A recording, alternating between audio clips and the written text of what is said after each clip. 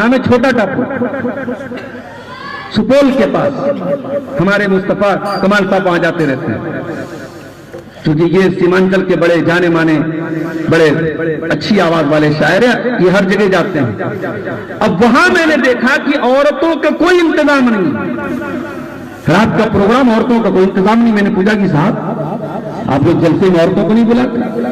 انہوں نے کہا مولانا ہم دن میں عورتوں کا پروگرام الگ کر لیتے ہیں، عورتوں کے پروگرام میں کوئی مرد کی انٹری نہیں اور مردوں کے پروگرام میں کسی عورت کی انٹری، وہ بھی شیرزابادی لوگ۔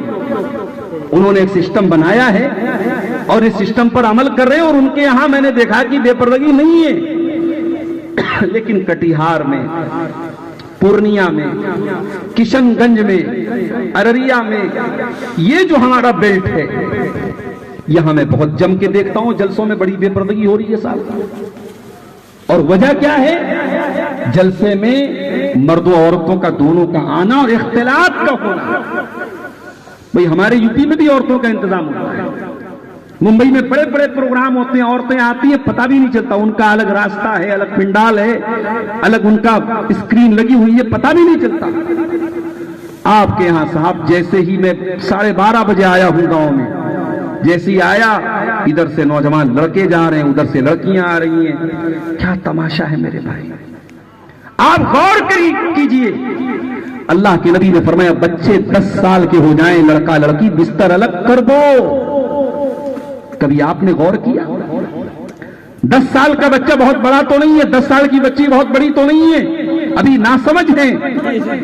اسلام 10 سال کی عمر سے بستر الگ کرنے کی تعلیم دے رہا ہے، اس لیے دے رہا ہے شیطان کب کس کا دماغ خراب کر دے ہم نہیں جانتے، شیطان کب کس کے دماغ میں گندگی اور غلاظت ڈال دے ہم نہیں جانتے، اور مثالیں موجود ہیں۔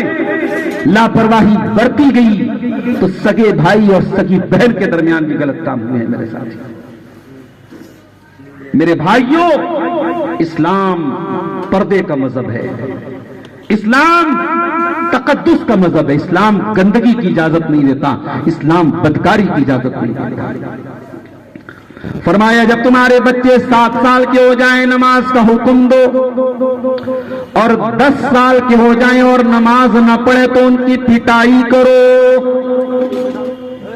سوال یہ پیدا ہوتا ہے مولانا صاحب 10 سال کا بچہ تو بالغ نہیں ہے، 10 سال کی لڑکی تو نابالغ ہے، اور اسلام کے اندر جو احکام فرض ہوتے ہیں وہ تو بالغ ہونے کے بعد فرض ہوتے ہیں، نماز بالغ ہونے کے بعد، روزہ بالغ ہونے کے بعد۔